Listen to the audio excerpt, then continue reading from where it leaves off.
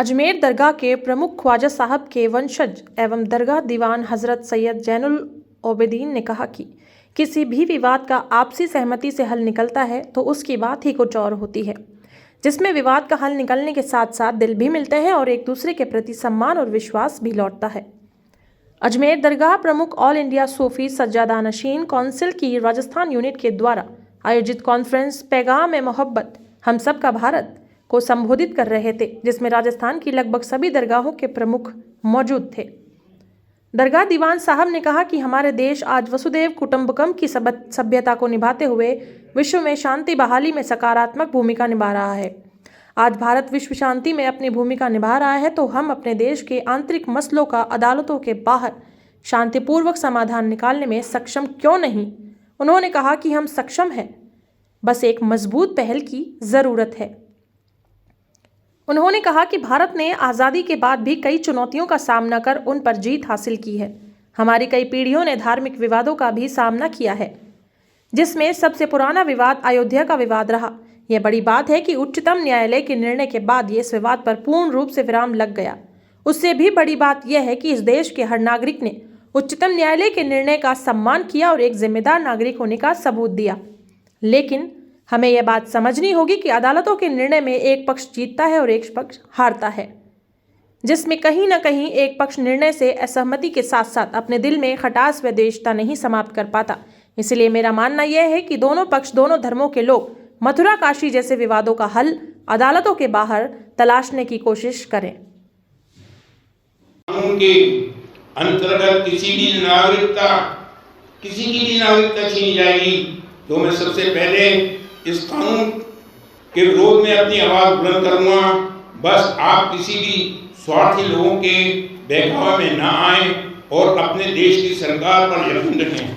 लेकिन साथ साथ और भी बातें बहुत सी हैं जो मैं आगे बयान कभी मौका मिला तो जरूर करूंगा। आज आप सब इस अहम कॉन्फ्रेंस में तशरीफ लाए, लोगों का शुक्रिया याद रखें। इस देश में सूफियों ने, दरगाहों ने हमेशा इस मुल्क की मुसलमान सलामती और अमन के लिए काम किया है और आज जब वक्त की ज़रूरत है तो हम फिर एक बार इस मुल्क की सलामती और अमन के लिए आगे आएंगे। अब आप हज़रात को कोई क्वेश्चन पूछना हो। सर, आपने कहा काशी और मथुरा का मसला बैठकर हल होना चाहिए। जी, कंट्रोवर्सी क्वेश्चन नहीं है। इस पे नो रिप्लाई। अभी कंट्रोवर्सी का नो क्वेश्चन। फरमाया कि ये नागरिकता कानून कि किसी भी मुसलमान को बांग्लादेशी और रोहिंग्या कह के उसको उसकी नागरिकता खत्म कर सकते हैं। ऐसा है कि ये अभी कंट्रोवर्शियल इशू नहीं है। क्यों नहीं है कि जो वहाँ से हिंदू हजरात माइग्रेट होकर के आए और उनको नागरिकता अभी तक नहीं मिली है, उसके लिए ये कानून आया है। तो भारतीय मुसलमानों के लिए नहीं है और मैं खुद उसके लिए बोलूँगा अगर कोई बात होगी तो सेंट्रल गवर्नमेंट को इसके बारे में साफ करनी चाहिए कि ये उन लोगों के लिए है सिर्फ। इसमें हमारे देश के गृह मंत्री ने आधिकारिक बयान दे दिया। दीवान साहब ने यही अपील करी है कि किसी भी स्वार्थी तत्व के बहकावे में ना आए। इस कानून में ऐसा प्रावधान ही नहीं है कि किसी भारतीय की नागरिकता छीनी जाए। ये भारतीय में जो बाहर से लोग आ रहे हैं, पीड़ित प्रताड़ित लोग, उनको नागरिकता देने के लिए। और यदि किसी की भारतीयता की नागरिकता छीनी जाती है मुसलमान की, तो सबसे पहले आवाज़ हम तमाम लोग दीवान साहब की क़यादत में बुलंद करेंगे। लेकिन जब हमारी सरकार आधिकारिक तौर पर पार्लियामेंट में स्टेटमेंट दे रही है तो हमें संयम रखना चाहिए और मुल्क की तरक्की में सरकार का योगदान देना चाहिए। अपना कंधे करके इस मुल्क की सलामती के लिए, इस मुल्क की तरक्की के लिए काम करना चाहिए। दीवान साहब, अपनी इस तमाम तरह की मीटिंग रखी जा रही है, इस तरह की दीवान ने एक हालत खराब है। दीवान ने कहा है ना देश दीवान ने नहीं कहा, मैं आपको स्पीच दे दूं। दीवान ने कहा है मुल्क में जो हर तरफ से अलग अलग तरह के बयान आ रहे हैं, हर अलग धर्म के, कोई क्लेम कर रहा है, कोई क्लेम कर रहा है। देखिए, अदालतों के फैसले आ गए ना तो एक पक्ष जीतता है, एक पक्ष हारता है। लेकिन हारने वाला पक्ष उस अदालत के फैसले से असहमत भी रहता है और दिल में कटुता भी रहती है, खिलाफ भी रहती है। हमारा मानना यह है कि अदालत के बाहर यदि कोई निर्णय होता है तो एक दूसरे का सम्मान बढ़ेगा, विश्वास बढ़ेगा और इस मुल्क को मजबूती मिलेगी। तो इसलिए तमाम धार्मिक संस्थाओं से, हिंदू संस्थाओं से अपील करते हैं, हम उनको प्लेटफॉर्म प्रोवाइड कराएंगे। आप आए, बैठें, इन तमाम मसलों का सम्मान हल निकालें। ये दिलासा आपका देखिए, जो कोर्ट में मैटर है उस मामले में हमारी कोई टिप्पणी नहीं। कोर्ट में जो बात कर रहे हैं वो डिसाइड कर रहे हैं, आप मैटर। हम चाहते हैं कि कोर्ट के बाहर अगर पॉसिबल हो तो उसके जो उसका ग्राउंड बनेगा, उसके बगैर पूरी डिस्कशन होगा तमाम संस्थाओं से, फिर एक कॉमन प्लेटफॉर्म पे बैठे कि हम किस हद तक कॉम्प्रोमाइज कर सकते हैं दोनों का, और एक सामान्य तरीके दुनिया में रहती जाती है। आज हिंदुस्तान की हुकूमत देखिए, मुस्लिम कंट्री में हमारे कितने अच्छे रिलेशन है। करेंगे कैसे, क्या आप वहाँ जाएंगे उनको मनाने के लिए? हम तमाम संस्थाओं से बात करेंगे, ग्राउंड पे करेंगे, दीवान साहब ने जो हुक्म दिया हम सबसे बात करेंगे। पहले मुस्लिम संस्थाओं से बात करेंगे, फिर हम हिंदू संगठनों से बात करेंगे। हम चाहेंगे कि उसमें हम लोग उनकी मदद करके इस मसले का हल निकालें शांतिपूर्वक, और जो सबको मतलब सामान्य।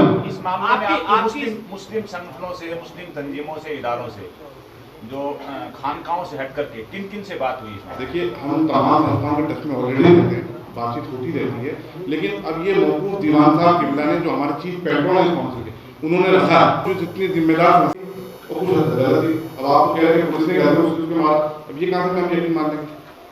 पुलिस हमारी सुरक्षा के लिए होती है, पुलिस एक जिम्मेदार संस्था है, ठीक है। आप कह रहे हैं दुनिया तक मैसेज पहुंच रहा है, इस तरीके से इररिलेवेंट मैसेज और अननेसेसरी मैसेज को सर्कुलेट ना करें, सोशल मीडिया पे भी कमांड करें।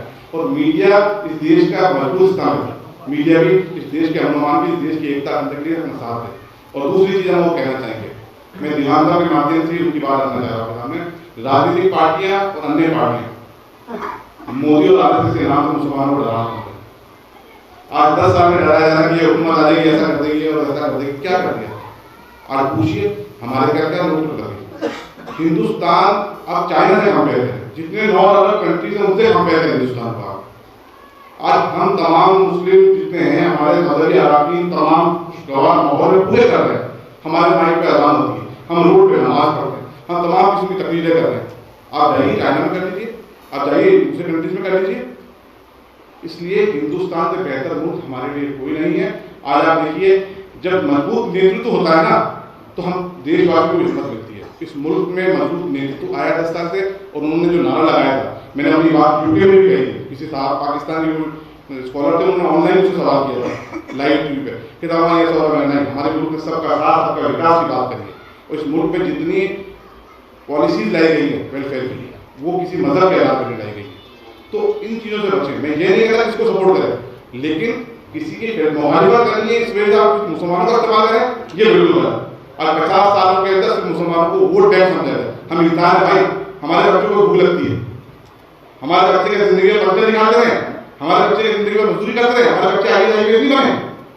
आप डरा देते हैं, अरे हमें सिर्फ एक हाथ में कंप्यूटर चाहिए, एक हाथ में चुनाव चाहिए, ये मोदी जी का कहना था। और ये अपने को सवाल करना है तो हम तमाम धर्मगुरुओं को प्लेटफॉर्म पे आना होगा, तमाम तंजीमों को अपने जाति मफाद को भूलिए, करिए कौम के लिए काम, कौम की फलाह की हुकूमत के लिए हम दे रहे हैं। आप उसकी हुकूमत बाहें खोल के खड़ी मुसलमानों के साथ है, और आप कह रहे हैं हम मोदी के बाद नहीं जाएंगे। अरे क्यों नहीं जाएंगे? हमारे देश की हुकूमत को डेमोक्रेटिक तरीके से देश के प्रधानमंत्री बनाए।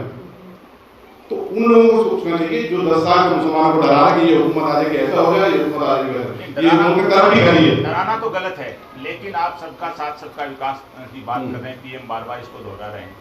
लेकिन जो माइनॉरिटी स्कॉलरशिप थी टॉप टू बॉटम, वो करीब सब बंद कर दी गई। तो वो सबका साथ सबका विकास देखिए बंद करी गई तो उसका ऑर्डिनेट लाया गया, उसके अलावा भी कई चीजें छूटी गई।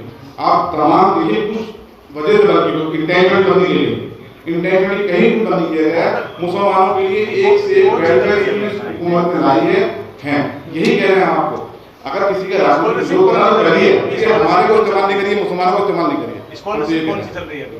हम किसी का पक्ष करने के लिए बैठे हुए, हम अपनी बात करने बैठे हैं, ठीक है। दीवान साहब ने बात कही है, आपके मैंने सवालों का जवाब दिया, आप तमाम लोग तशरीफ लाए, आपका बहुत बहुत शुक्रिया। हम जब इसकी शुरुआत करेंगे तो हम आपका साथ भी मांगेंगे, क्योंकि हम सबका साथ इस मुल्क की तरक्की और एकता के लिए बहुत जरूरी है। बड़े मामले में जो आपने कहा कि हम सुलह का रास्ता अपनाएंगे और बात करेंगे, क्या योजना बनाई है, मतलब किस तरीके की योजनाएं? तो फिर बड़े मामले में बनाई जाएंगी, साहब पहले सबसे बात करेंगे, इसमें हम उलमाए राह से भी लाएंगे, मुफ्तिया राह से भी लाएंगे, फिर हम प्लेटफॉर्म बनाएंगे, दोनों बात को बढ़ेंगे। हाल ही के अंदर हेड स्पीच मामले को लेकर मुफ्ती